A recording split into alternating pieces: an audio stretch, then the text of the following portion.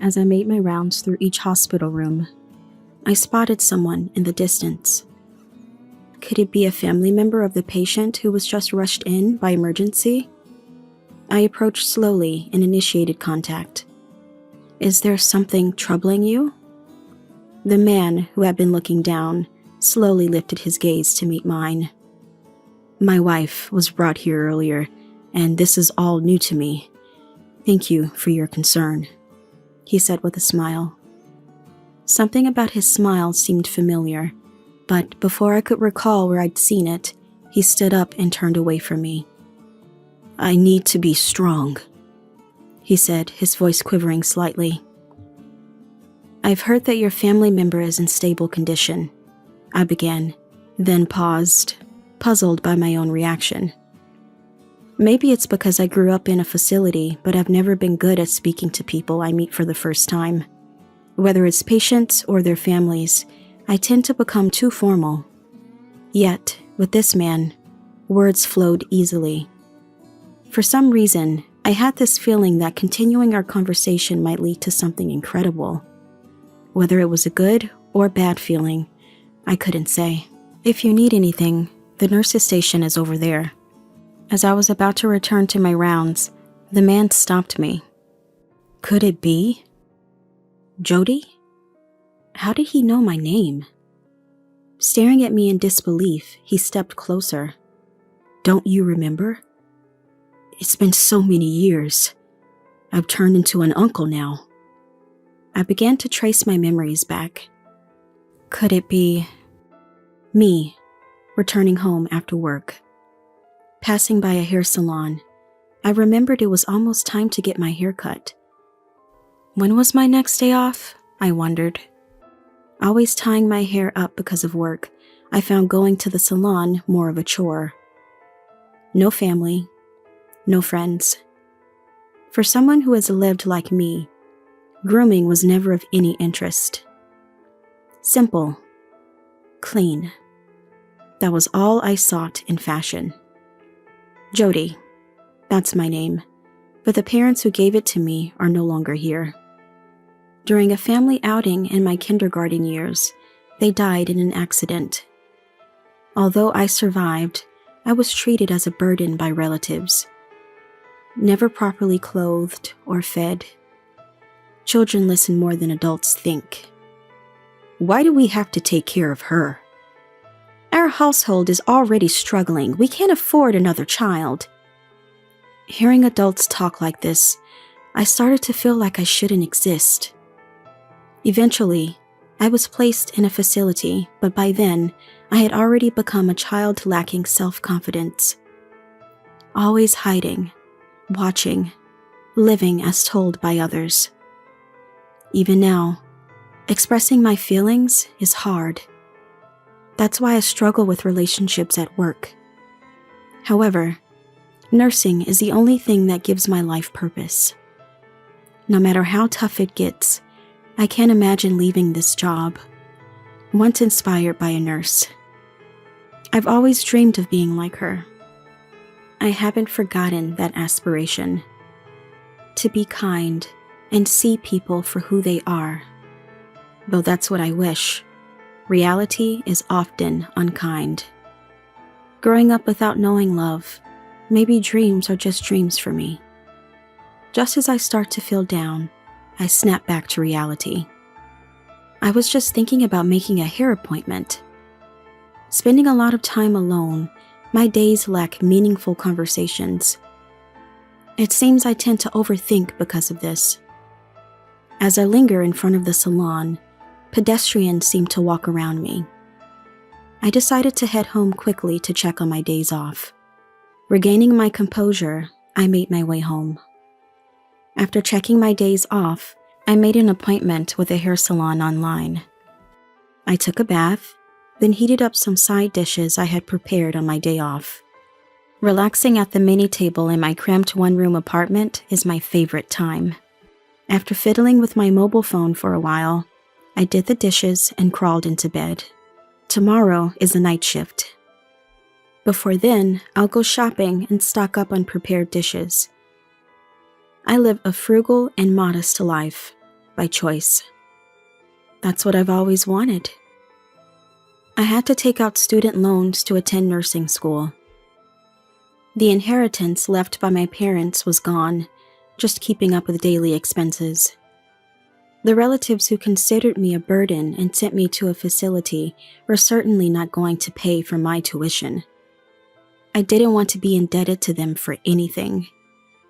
I've been repaying my student loan since I started working as a nurse, so I don't have any savings even now. But borrowing money was essential to achieving my dream. I still find fulfillment in my job and have no regrets about that. Plus, I've always been a simple person, so a modest lifestyle suits me just fine. Lost in thought again, I eventually fell asleep. Waking up the next day, I went shopping as planned. I bought discounted groceries at the supermarket, deciding what to make with them. I've been used to this lifestyle since I started living on my own after leaving the facility. There's no need to make anything fancy since I'm not cooking for anyone else. After quickly finishing shopping, I started cooking as soon as I got home. Even though there's some time for a nap during the night shift, I still wanted to rest a bit before that. Once everything was made and cleaned up, it was just past 1 p.m. when I checked the clock. My shift starts at 5 p.m., so considering commute time, I had about 2 hours to spare. After eating some of the dishes I made earlier, I lay down in bed. I played relaxation music from a video site and closed my eyes. This moment was my relaxation time. As I dozed off listening to the music, I dreamt someone was talking to me. Apparently a woman. I could tell she was smiling kindly, but her face was blurry. As a child, I reached out and took the woman's hand. It felt like my heart was slowly warming and melting away. I tried to remember who she was from the depths of my memory, but couldn't identify her. Yet, I wanted to stay in that dream forever. Eventually, the woman's presence faded, and I felt like I was floating on clouds, enveloped in a pleasant atmosphere. This feels good. As I thought that, a distant sound reached me. It was my mobile phone's alarm, bringing me back to reality. Groggily checking the screen, I saw it was 3:30 p.m. Right. I realized I had been napping and noticed my eyes were wet. It seemed I had cried in my dream, but now I couldn't even remember what the dream was about. Stretching and shifting my mindset, I started preparing to go to work. Good evening. I arrived at work and greeted my daytime colleagues. They all greeted me back, but it was all business. After handing over the shift, the daytime colleagues left. Today, we're having a party with people from a trading company. I watched them leave, dressed in their fancy outfits, and then one of my fellow night shift workers approached me. It must be nice. I wish I could have gone too, but it's irrelevant to Jody, right? She threw a blatant sarcasm my way. I responded with a laugh, and she sighed. I've become an outlet for the young nurse's stress. Dismissed on unrelated topics, talked behind my back about my belongings or how I dress. During work, they find reasons to dump their tasks on me. Not resisting, I've become even more of a target for some. Even the head nurse scolded me. Don't let the young ones walk all over you. You need to stand up for yourself. But it's easier for me to just go along with what I'm told, given my personality. After finishing checking temperatures and changing IV drips for the patients in each room, I approached a young nurse to take a break. While eating my homemade soup, how stingy can you be? Look, Jody was raised in a facility, right? Maybe that's related. They were talking behind my back again. I'm used to being judged by others as unfortunate because of my circumstances. Let those who want to talk, talk. I'm happy to be in the profession I've always admired. I'm not strong enough to truly believe that, and I feel out of place. I quickly finished my meal and went outside for some fresh air. The outside air was cold. It calmed my emotions. Unable to gauge distances with others, I've always chosen to be alone. Interacting with anyone scared me. It was easier to close off my heart and stay alone than to express my feelings and build relationships. Being accustomed to being talked about behind my back isn't true even now. I didn't choose to grow up in a facility, and I have feelings too. But I've never been able to find my own worth. Even if I stood up to those talking behind my back, who would acknowledge me? It would only serve to alienate me further. So, it's better to pretend I don't hear it. It hurts less to comply with others' demands, ignoring my own will. That's how I've lived since childhood. I wish they'd just leave me alone. Looking up at the night sky, I sighed and decided to return to my duties. When I came back from my break, the nurse's station was bustling. It seems an emergency patient had been brought in. I helped secure an available bed and prepared for the patient to be smoothly transferred to their room.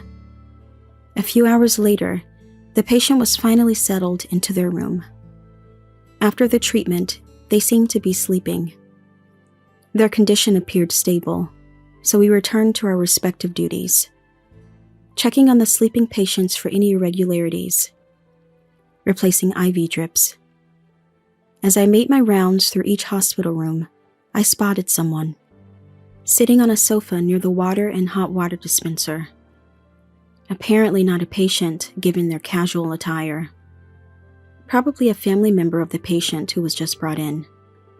I approached slowly and initiated contact.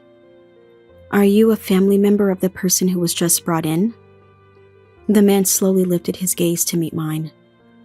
"Is there something troubling you?" The man looked down again, muttering a soft, no, before looking up at me and responding with a laugh. "My wife was just brought here, and this is all new to me. I was a bit overwhelmed. Thank you for your concern." He smiled. Something about his smile seemed familiar, but before I could remember, he stood up and turned his back to me. "I need to be strong." His voice trembled slightly. "Your family member is currently sleeping, and I've heard their condition is stable. We are always here to support our patients and their families with compassion." I stopped mid-sentence, struck by a curious thought. I've never been good at speaking with people I'm meeting for the first time. Be it patients or their families, I always end up being too formal.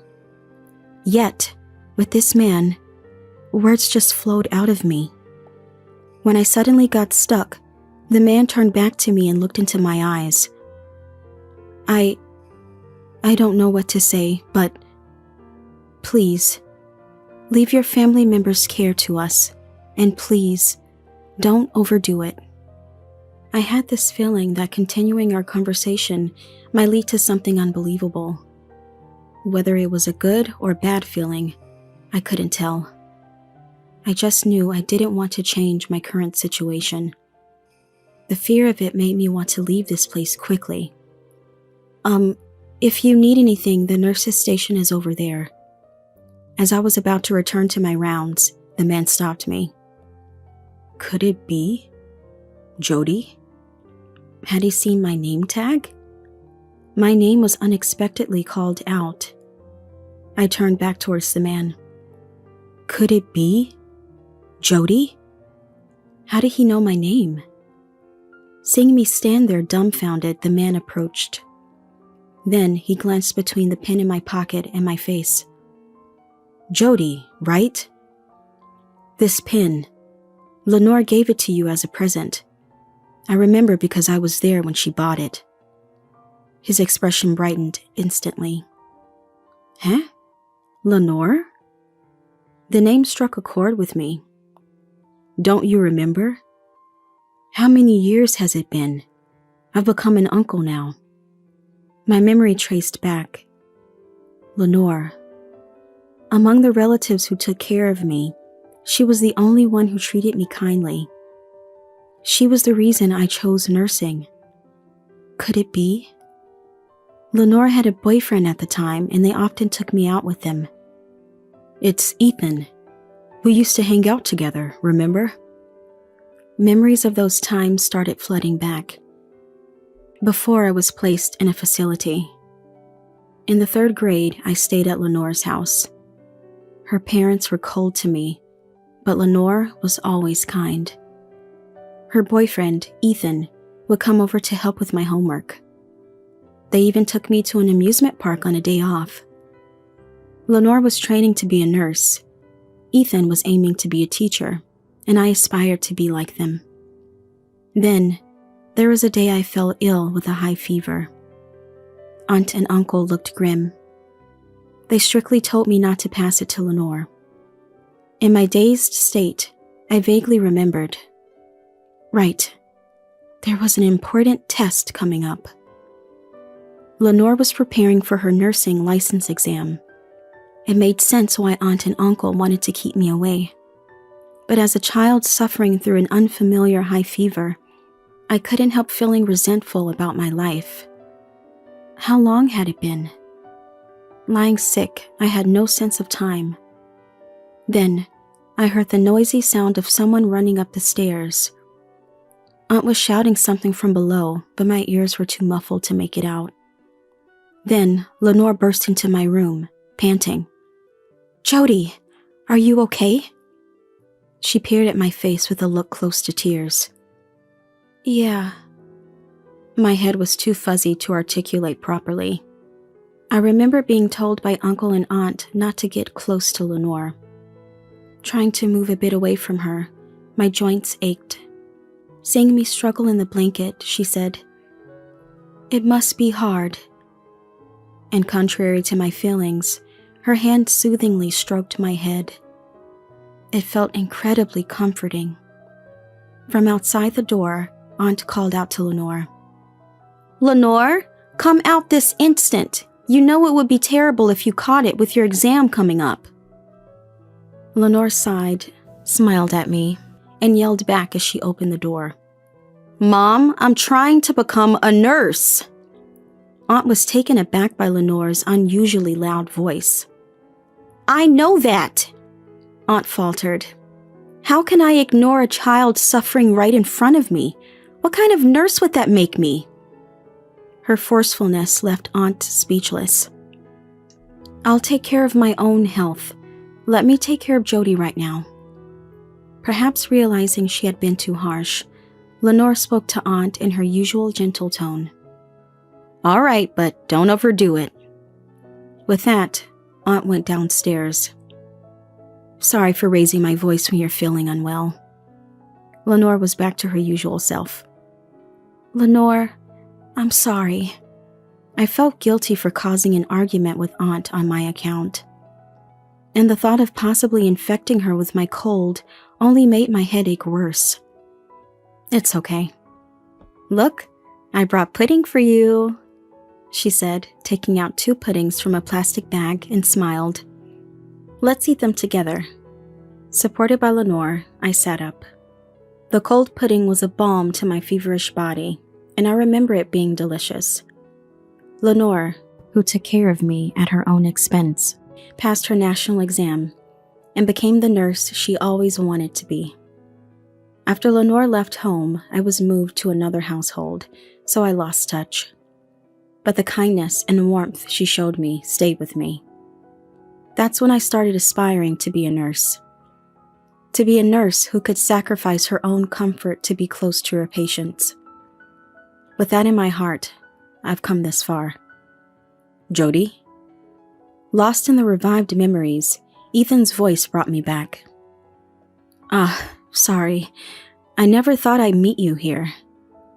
Looking closer, there were indeed traces of the Ethan I remembered. It's been 30 years, huh? Ethan's eyes were moist.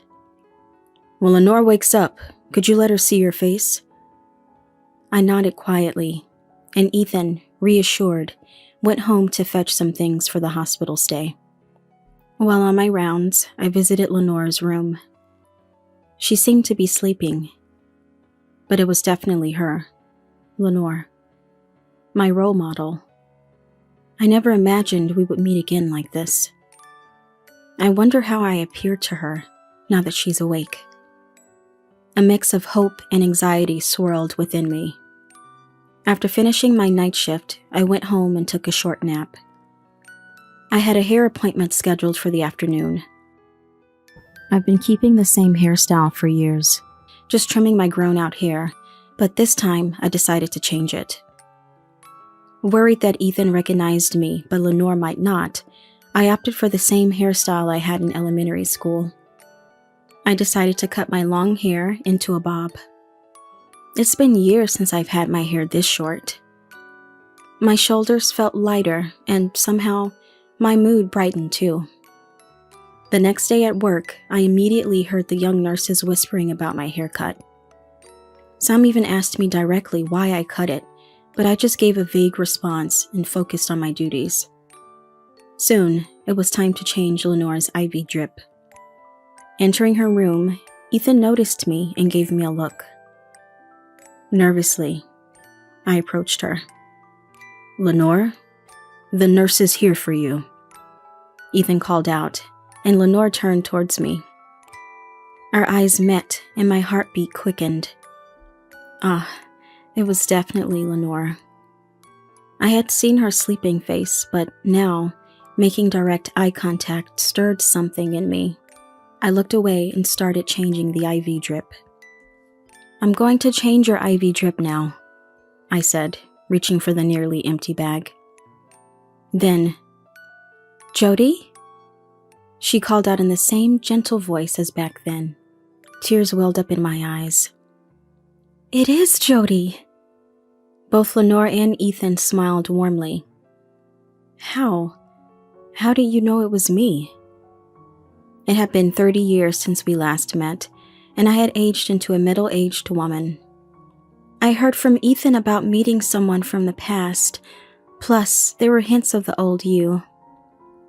I wonder what would have happened if I hadn't changed my hair to how it was back then. Sensing my thoughts, Lenore continued. "It's not just the hairstyle." She glanced at my chest. I remember that pin well. The pin in my pocket, remembered by Ethan too, seemed to shine. The pin was a cute character-themed one, not really suiting my plain self. It had been the subject of ridicule by my colleagues time and again. "You're so plain. Why is that pin the only cute thing about you? It doesn't suit you." Despite the ridicule from colleagues, I never parted with it. It was a precious gift from Lenore, a reminder of my dream to become a compassionate nurse like her. The ink no longer flowed. Yet, I kept it in my pocket as a sort of lucky charm. "Thank you for treasuring it."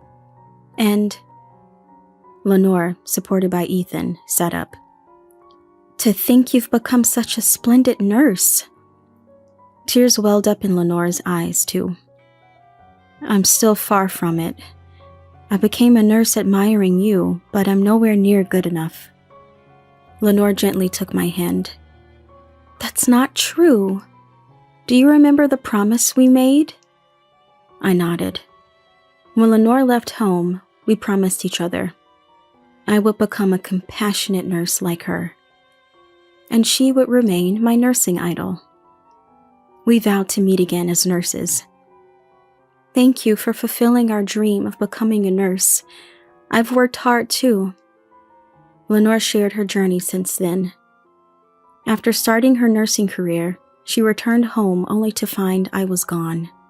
She had planned to take me in once she was settled, but by then I was moved to another relative's house, and soon after to another home. It became difficult to track me down, and she regretted it deeply. "I should have taken you with me when I left." She apologized with a sad look. I squeezed her hand back. She then shared about marrying Ethan. They were childless, but she had risen to the rank of nursing director. I was speechless, only managing to nod. She then pulled out a pin identical to mine from the side table drawer. I've kept it as a lucky charm, too. I always believed we'd meet again. Overwhelmed with joy, I hugged Lenore. Could there have been a moment as heartwarming as this? Ethan gently stroked our backs as we embraced. After finishing Lenore's IV drip change, I returned to the nurse's station where the head nurse scolded me. You know better than to bring personal matters to work, especially not as a senior nurse. The young nurses behind tried to stifle their laughter. Indeed, the head nurse was right upon reflection. Seeing my sincere regret, she didn't pursue it further. If it was such a moving reunion, I won't say more, but be careful going forward. Leaving those words behind, the head nurse returned to her duties. Usually when I get scolded for making a mistake, I'd feel down and sulk, but for some reason, now I felt motivated to keep trying. I believe this positive feeling came from my reunion with Lenore. After finishing my shift that day, I visited Lenore again as a personal visit. When I told her about being scolded by the head nurse, she laughed. I would have scolded you too. Sorry. Lenore apologized. It was only with her that I could laugh about my mishaps.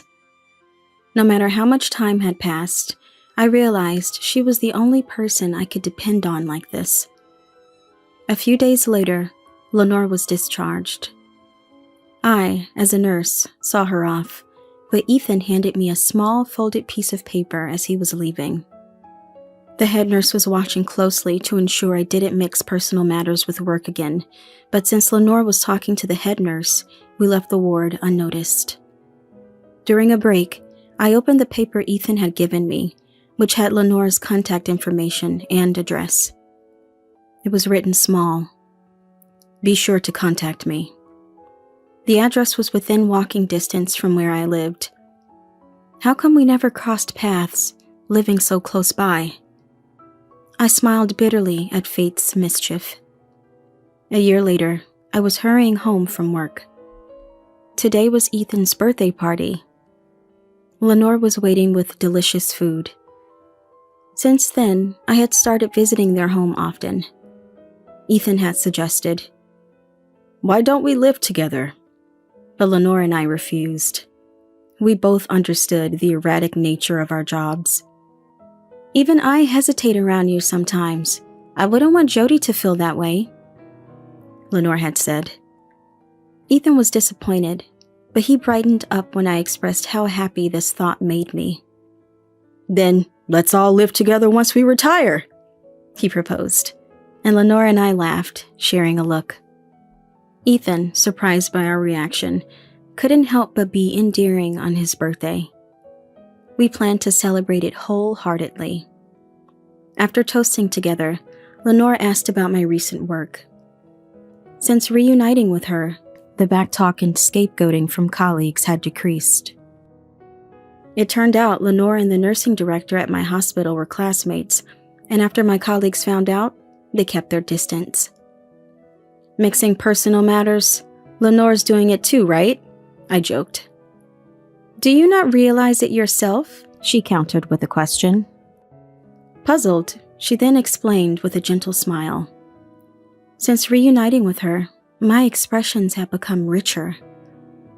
This change had positively impacted my image at work, which had been rather gloomy, according to our nursing director. I felt embarrassed. Indeed, since I started visiting them, I had been looking forward to each day, counting down to when I could visit again and finding motivation in work for those days. I never imagined being evaluated in such a manner. And although I had been far from promotion, talks of becoming a supervisor had started. Actually, I had another piece of news I hadn't shared with them yet. After hearing my story, they teased me, which made me blush. Since reuniting with her, a doctor from the same hospital had asked me out. My work and personal life had suddenly brightened, thanks to them. Expressing my gratitude, Lenore said. It's a quality you've always had. Ethan, eager to contribute, chimed in. All right, since Jody has been reborn. Wondering what he would suggest, Lenore and I excitedly focused on Ethan. Let's make today the birthday of the new Jody. Ethan raised his glass high. Lenore and I followed suit, and we toasted together. Happy birthday!